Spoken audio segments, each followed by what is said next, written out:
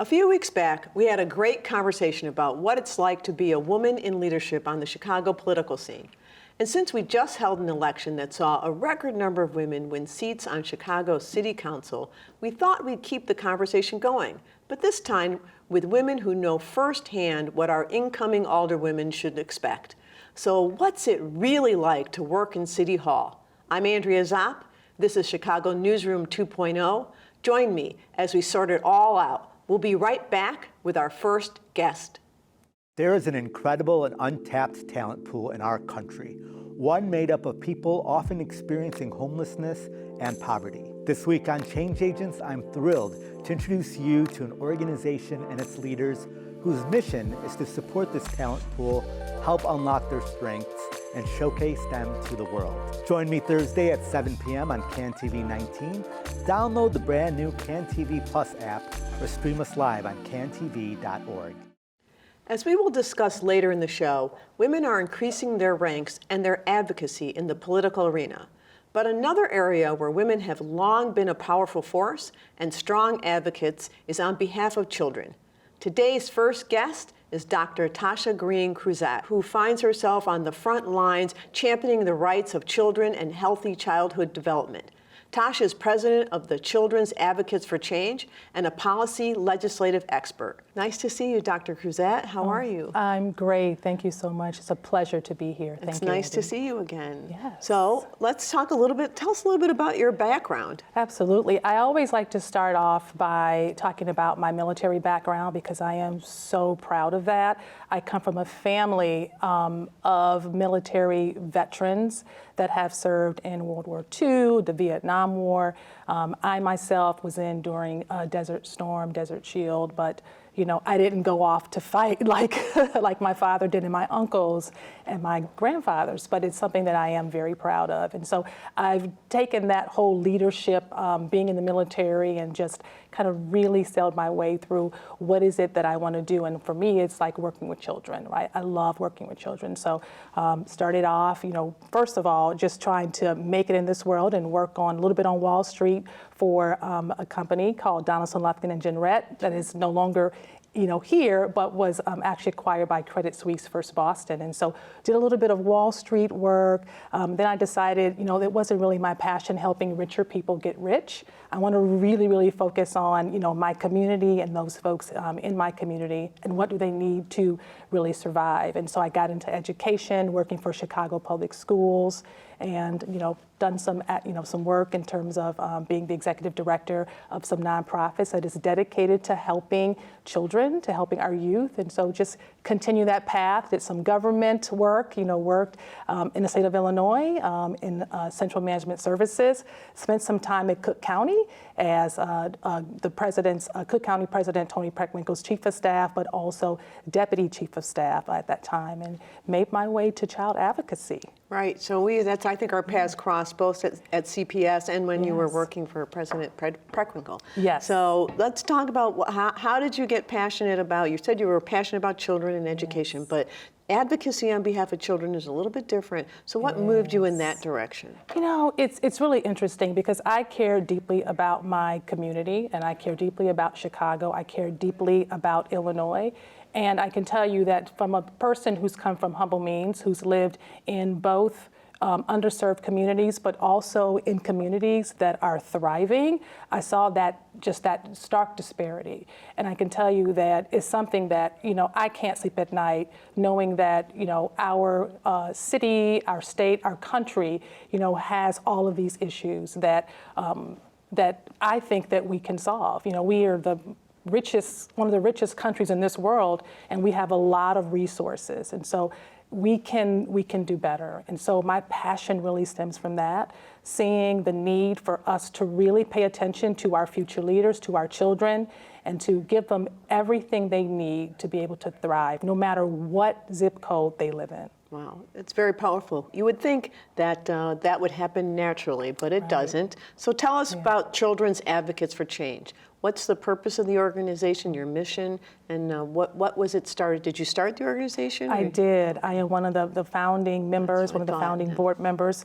We started that organization about two years ago, and that was out of the need for a statewide child advocacy organization that paid attention to the whole child, not just, portions of a child's life. And so the pillars that we really are grounded on, education, health, mental health, physical health, family and community, making sure that our communities are thriving, and also economic stability, making sure that children and their parents, have the resources needed to be able to thrive. So, and I'm talking about like basic, when we talk about housing, food, all of those things, good jobs, access to transportation, access to great health care, not good health care, great health care. So we do that work, but the way in which we do it is we look at the data, because the data is going to tell us what's happening. And we have to do that in a way that we use a racial equity lens, because if you're just looking at data and you're not disaggregating it by race, you don't have the true story. So we do that. So we look at that data, we figure out what do children need, and we take that, and sometimes we create legislation. We write it and we take it over to Springfield and we say, hey, listen, we try to get a chief sponsor to sponsor it. But we do it in a nonpartisan way, because we think that it's important to be nonpartisan and to talk about what children and their families need versus, hey, this is a Republican or a Democratic type of bill. No, we need a bill that is right for children and families. Are there specific issues that you're kind of prioritizing right now? Absolutely. So economic stability is one. And when I say economic stability, I'm talking about our families that are in poverty. It's just, it's mind-blowing when you think about the statistics, but 2/3 of children that are Black living in Illinois are living below 200% of the poverty line, right? And so a staggering statistic. Absolutely, Wow. 2/3. And so when you think about and the poverty level, you said, are living 200% below the poverty level, and the poverty level is pretty low, right? What's the poverty level? Yeah. So when you think about the poverty level, we usually kind of stem it on like a family of four, like $25,000 a year. I mean that's 200% below that. I just want to level set when we say staggering statistic, really what that is. That's really tragic. Yes, because we have families that are in deep poverty, we have families that are in poverty, but we need those economic supports to lift them out of poverty. And so we focus on measures such as the child tax credit and the earned income tax credit. Now, the child tax credit is a piece of legislation that we are championing right now in Springfield. And so what we want to do is make that child tax permanent for Illinois, because Illinois doesn't have one. But during the time we had COVID, we had that federal child tax credit, right? And so we saw, how that lifted families out of poverty for that particular year. It was expanded, it's refundable, but they don't have it now, right? And so we want to keep that stability going, so we want to make it permanent. So we're trying to advocate to get the child tax credit through the General Assembly, and we hope that we can have some movement this session. Well, you mentioned that you're a bipartisan organization, and this seems to me should be a bipartisan issue. Are you feel like you're getting traction with the legislature on the topic? I think that we are, but I think the biggest thing is the price tag, right? It's always, what is it going to cost to be able to have this child tax credit? And one thing that we have to keep in mind is that when you get that infusion of cash, you're going to spend the money, which means it's going to generate sales tax. Right. So you're going to get some of that money back. Right. But at the end of the day, we have to take care of our children. We have to take care of our families, because if we don't start to really dig at this issue, we're just compounding the problems on top of problems, on top of problems. Right? Exactly. I think that's the short-term issue, right? If you address it early and they have a pathway out of poverty, lift early and they have a pathway out, then perhaps some of the other challenges that we have when they get a little bit older, we could avoid, that have great costs for the state. This is, the work you're doing is so powerful and so important. Thank you, Dr. Cruzat, for taking the time to come and talk to me a little bit and share with my viewers about the work, the very important work you're doing and your leadership on behalf of our children here in Illinois. We will be right back. This week on In the Money, we talk about business tax tips and how your company can benefit the community. And so when opportunity came out, it fit our services, and we said, let's do this for the folks we consider the underdogs. If you're spending any time doing charitable work, you can take those mileage deductions, and a lot of people simply don't take those. I'll see you this Thursday at 7:30 p.m. on CAN-TV 19, cantv.org, and on the new CAN-TV Plus app. I've had many different types of jobs throughout my career, so it may come as no surprise to some of you that one of my former jobs was serving as Deputy Mayor of Chicago. When you work that closely with the City Council, you get a pretty good idea of what it's like for the women elected to that body. But I still don't have the insight or experience of today's roundtable guests. Joining me for today's discussion are two former alderwomen who are willing to dish on what it's like to be a woman in leadership on Chicago City Council. Please help me welcome to the program Helen Shiller, former alderman of the 46th Ward, and Bishop Shirley Coleman, former alderman of the 16th Ward. Ladies, thank you for being here with me today. So let's start with the decision to run for office. So when you first said, I'm gonna run for the City Council, what were you thinking? What made you run, and what did you think the job would entail? I had actually run for alderman in the late 70s. It was a special election, and then literally immediately followed by the regular two elections. And I was organizing in Uptown, and the existing alderman had retired and or had gone on to another job. He left, resigned, and there were special elections. And we had been doing all this stuff, and we felt like we needed someone to run, and I ended up being it. But after that election, without going into all the details of it, I swore off ever running again. I knew that everything we ever did in Chicago, you couldn't do without bumping into the Democratic machine. Politics was always a part of what we did, but I didn't think I had to be the alderman. I didn't have to be that person, that I could help get other people elected, and was very involved in ~83 in Harold Washington's election. And refused to run for alderman then. By the time that so Harold had his first term, and he had the opposition of 29 aldermen as opposed to the 21 that supported him, and in spite of that was able to get about 94% of his agenda passed. But really important things were being obstructed, especially all of his appointments to different boards and commissions, which affect daily lives of people in a very real way. And then came the special elections as a result of a lawsuit that the ward boundaries had been gerrymandered and had violated the Voting Rights Act. A judge had ordered new elections in a bunch of wards and new ward boundaries drawn, and as a result, Harold now had a 25-25 split in the City Council, and went to work on me to run for alderman. And he said, you could be my 26th vote. And I realized that I could win, so it was hard for me to say no, since I had been one of the people that was pushing him to run for mayor back when he wasn't sure if he was going to do that, and was deciding. So I agreed to run with in mind not only that I was going to be his 26th vote, and I was very happy to do that, but also because I really thought, therefore, if I was going to do that and I was going to be the alderman, I also wanted to put on the agenda of the City Council and of the city as a whole, the notion of development without displacement. So those were kind of my two things. I supported his agenda, and I wanted to make sure that included in that was a laser focus on development without displacement. And when you were elected, how many other women were there? Well, I recall that while I was there, the number kept increasing. So we got up to about 17 or 18, maybe even 19 at one point. But I think it was more like around 13 when I first started. Right. Bishop Coleman, how about you? What drew you to wanting to sit in the city council chambers, in the big chairs, as we like to say? I had the pleasure of my family moving to the Inglewood community back in 1956, and I'm the youngest of 12 children. We lived on the same block, 63rd and Aberdeen.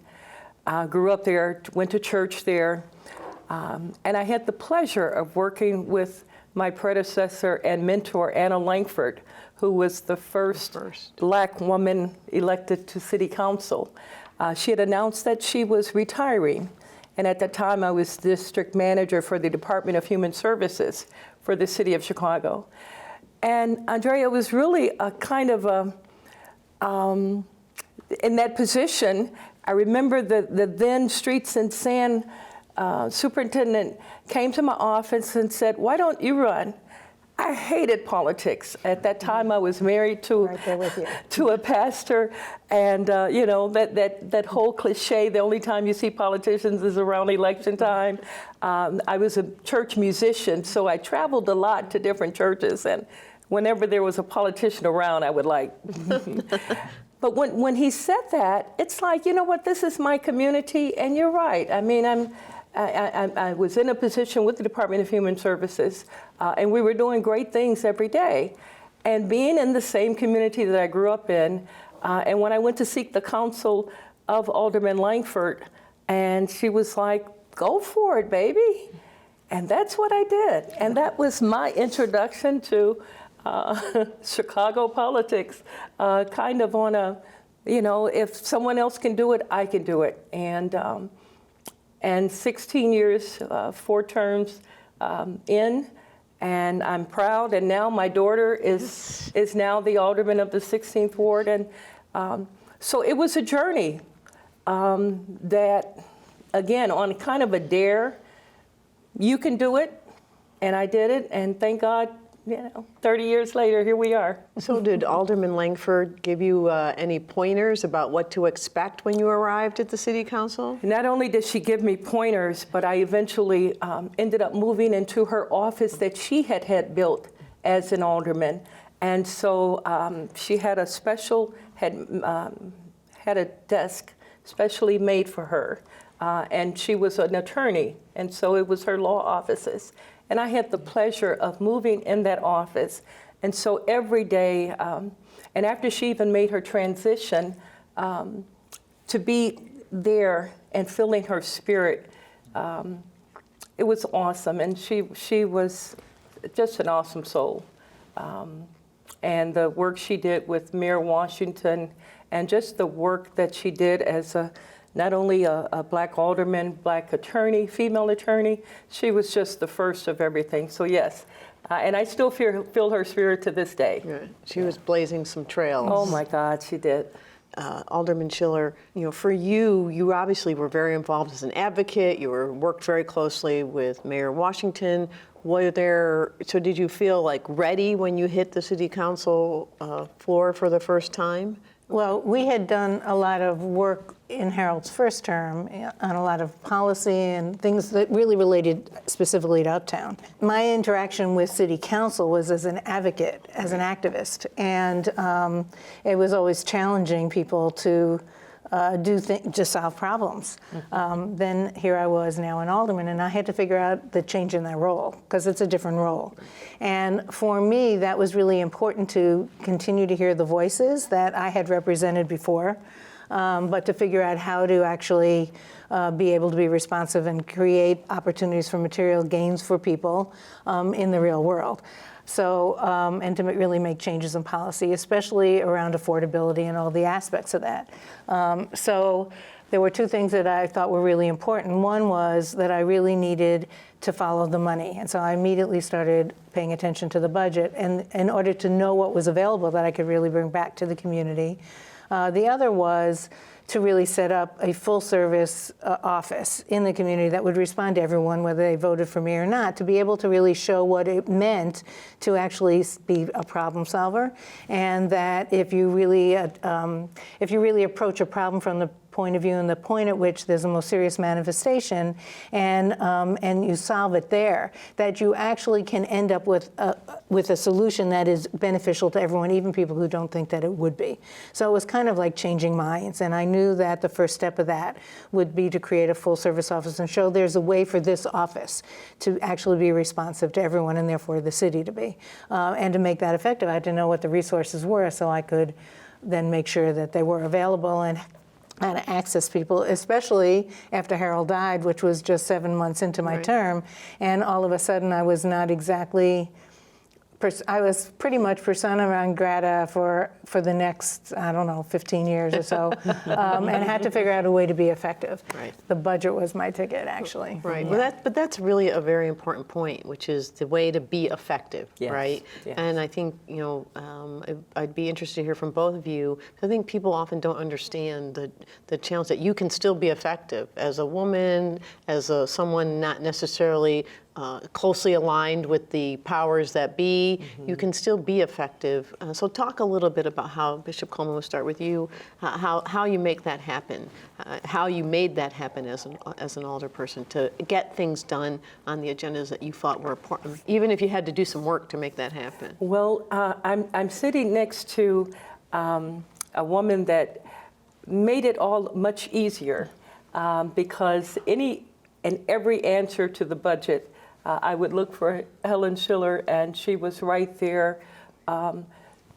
So she really, and I want to publicly thank you while we're here, to say how much assistance was given by your example of how to run things effectively, and especially to understand a budget.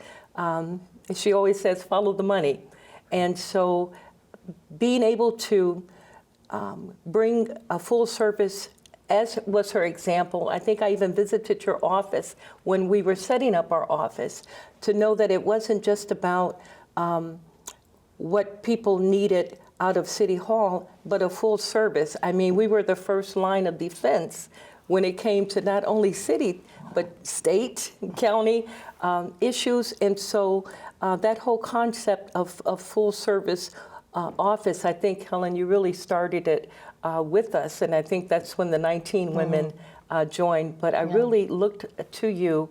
And it was easier when you have women like Helen that was there and taught by example. I think that's the greatest feature. So you remind me that what we had said always was that my staff, sort of the directive I gave was, our job is to be bureaucracy busters.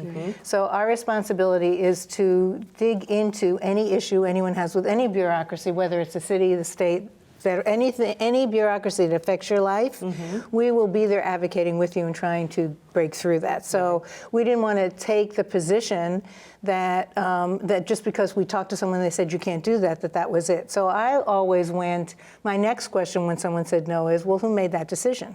Who's the policymaker? They'd give me the next person, I'd go to them and work my way up until I got to whoever was the policymaker, and then whatever it took. But the second half of what that took often was what I like to call creating the sea to swim in. So it was always important to me, and I think that I honestly think women are better at doing this, but it doesn't mean every woman will do it. But I think that the key question is, are you going to look at solving a problem, or are you going to let your ego get involved in it in a way that interferes with solving it? So that if you can't do anything yourself, and that you're in a body that's large with people who are tied to the status quo, and you want to make changes. You want to look at things differently. You want to find new solutions because the old ones aren't working. How do you do that? Well, you can't do it alone. You need to get the majority of people who are in the council with you on your side, and the best vehicle for doing that is the people who are outside, and hopefully having them have your back by creating a sea for whatever it is that you're trying to do to swim in, if you will. So that to me, I welcomed when people came from my left. Some people laugh at me when I say that, but I welcomed it because it created the opportunity to gave me more space to negotiate. It let me move forward. And as long as, for me, the bottom line was, what's the material impact, and is this better or worse from that perspective for people? Are we actually gaining ground in terms of the affordability, in terms of the day-to-day struggle people have to survive? We actually putting in place things that help them do that. Then that was the basis for negotiating, but the ability to do it lay largely in the fact if there was a groundswell of support for it. I learned that largely from Harold's first term in office, and I was part of that groundswell, so I knew what that meant. When I became alderman and had to figure out what the different roles were, it was really important to me that there continued to be people doing what I had done, and there were clearly people all over the city doing it, but we were discouraged after Harold died. So I think if we look back over the last 30 years, and think about what's going on today, we're actually in a situation where we have the potential for building that sea, and it's really what I've said to any elected official that's asked me. Right. The most important thing is to have a seat to swim in. 3 very powerful messages that you deliver. First, let's go back to follow the money, right? Too often people don't understand the city budget, and those who do have a huge leg up. And so, but the second is the coalition you built with the other women on the city council to help them and support them and share what you were learning so that they too could be effective. And then the third is recognizing that when you're governing in a body where you have to get other people to support you, figuring out what that story is, building a C, getting external support, but figuring out the way to make that happen, because you can't just bully them into doing it, and I think but other people can. Yeah. So when we tripled the spending on AIDS, we tripled the spending on AIDS because ACT UP was in Mayor Daley's face every single day, and he came around. But that was, it wasn't me billing. No, but it was you building brought that together a coalition. So we have a record number of women coming into the city council for this next term. What advice do you have for them? One thing about the budget, which I think is really important, is I am, I can follow numbers, and I remember numbers better than I remember names, but I don't really necessarily understand finances. Right. And so following the money for me meant sitting in city council budget committee and insisting on getting an explanation that I could understand in regular language, and knowing that I was being belittled for asking it, so I had a mantra to myself, which was no question is a stupid question, but also knowing that if I got an answer that I could understand, it meant that the TV cameras that were there were then following up and putting stuff on the air. We're going to be able to put things on the air that were being explained in a way that anyone could understand it. Because I figured if I understood it, anyone could understand it. But that was really important. You don't have to be an expert to get the answers and to put light on the situation. So I think that that's really probably one of the important lessons for me, and it was instinctive because I grew up with 3 brothers, and I was always struggling for some kind of not to be invisible, and I had to hold my own. So I became kind of stubborn, and if you told me no, I would listen to that in my head and say, okay, well, how do I get around that? And part of getting around that is just going where you're uncomfortable and remembering nothing is stupid. If you think it's stupid, it's probably because someone is trying to make you feel that way. Don't go there. Right. Wow, I would love to continue this conversation, but believe it or not, we are out of time already. Already, so because you both have so much to share. Thank you for being here today and sharing. I'll be back with my closing thoughts after this. I'm Melissa Donaldson, a curious baby boomer and host of Generation Flex. Our next episode is the dating game part 2. It's sometimes so painfully obvious. I'm like, you don't need to sell yourself to me. That you get a good sense for them, and that there's a twinkle. Who speaks up and speaks their mind, and it's real. Tune in Monday at 7:00 p.m. on CanTV Channel 19, cantv.org, or stream it on the CanTV Plus app. Being a leader isn't easy, but effective leadership is certainly possible when you have a cabinet of advocates and advisors willing to school you on how to be successful. Women are being elected to public office at a record pace, and if we want to see them excel and continue to lead, then we have to be willing to have honest conversations, just like the one we had today, about what to expect and how to most effectively move our city forward. Thank you, Chicago. See you next time.